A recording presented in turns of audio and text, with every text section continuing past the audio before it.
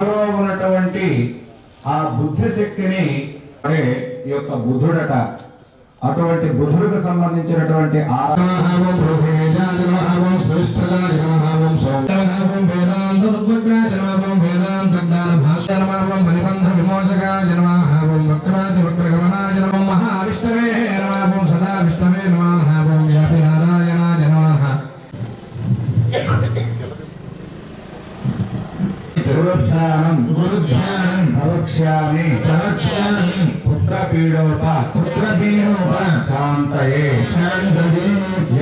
గురు పూజ అనేటువంటిది చేసినట్లయితే మనకు కలుగుతుంది అని పూజాన విధానంలో ఒక సాంప్రదాయ పద్ధతిలో ఆచరిస్తూ ఉంటారు. అట్లాగే రావి చెట్టు, వేప చెట్టు ఈ రెండు ఉన్న ప్రదేశంలో ఆ చెట్టు క్రింద సంతానానికి కారకుడైనటువంటి వాడు ఈ సంతానకున్నటువంటి మంచి పుత్రులను, సత్పుత్రులను, చక్కగా ఆరోగ్యమైనటువంటి వారిని ఇవ్వాలి అని చెప్పి ఆ యొక్క గురుగ్రహానికి ఆరాధన చేయాలి.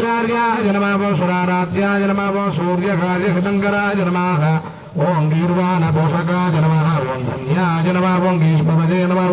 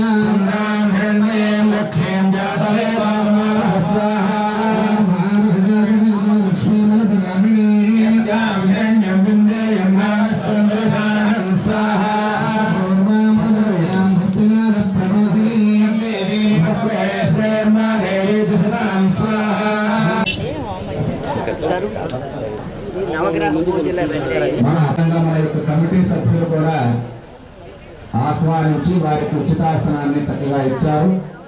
మనం చెప్పుకున్నాం, గ్రహాలత లోకయాత్ర తస్మాత్ విరుద్ధే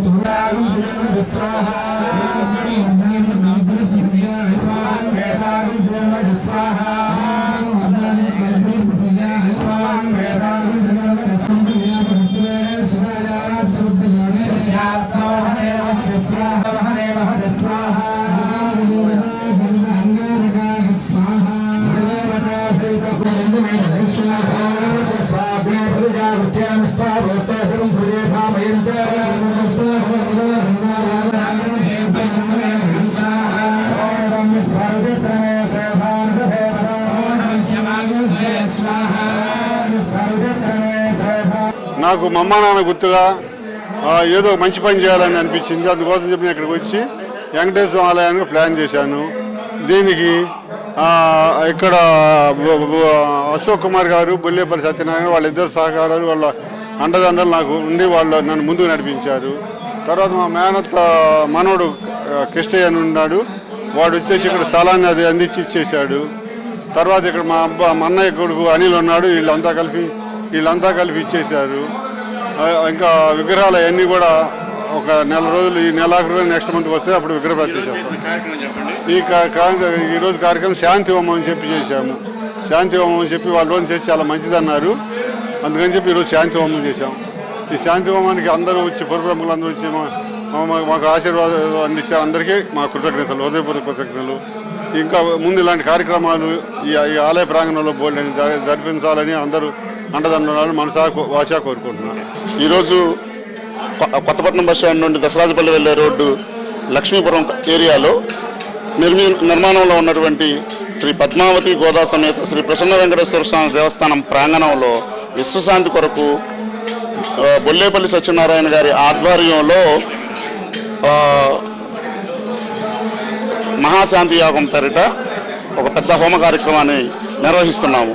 ఇది ఈ దేవస్థానం శిలాప్రతిష్ఠ కార్యక్రమానికి ముందుగా ఉన్నటువంటి అన్ని రకాల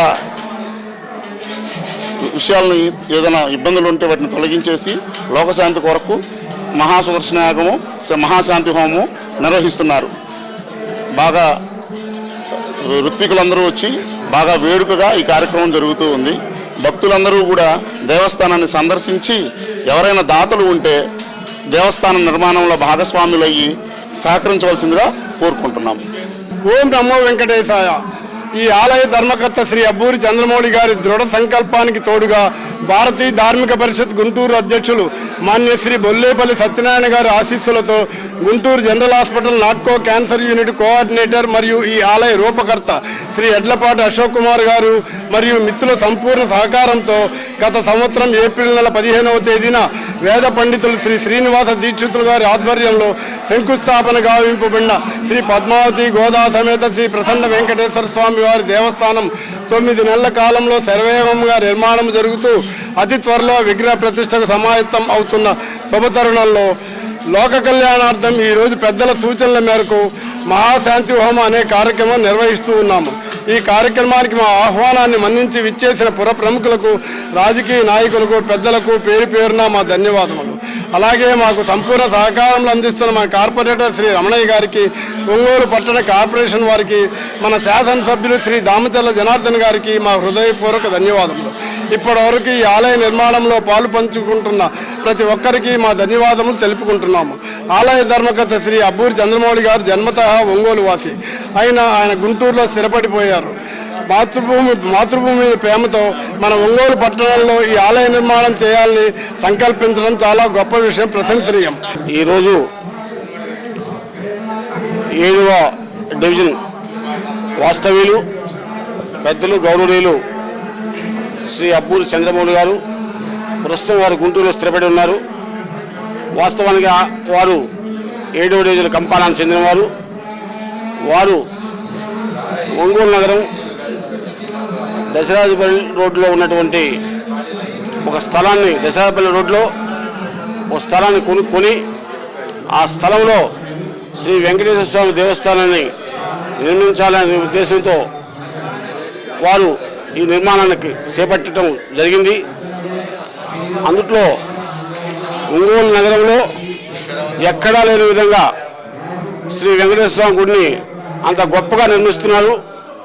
వారు ఇంత మంచి కార్యక్రమం మనసులో వచ్చి ఇంత గొప్ప కార్యక్రమాన్ని వారు చేపడుతున్నందుకు వారికి మా 7వ డివిజన్ ప్రజల తరఫున ప్రత్యేకంగా వారికి ధన్యవాదాలు తెలియజేస్తున్నాం. అంతేకాకుండా ఈ గుడి అభివృద్ధికి అందరూ సహకరించాలని, ఈ గుడి ఈ ప్రాంతానికి ఒక ఆదర్శంగా ఉండాలని, ఈ ఏరియా కూడా బాగా అభివృద్ధి చెందాలని, తప్పకుండా ఈ శ్రీ వెంకటేశ్వర స్వామి ఆశీస్సులతో ఈ ప్రాంతం అంతా కూడా సస్యశ్యామలం అవుతుందని మనస్ఫూర్తిగా కావాలని కోరుకుంటూ అందరికీ నమస్కారాలు తెలియజేస్తున్నాను.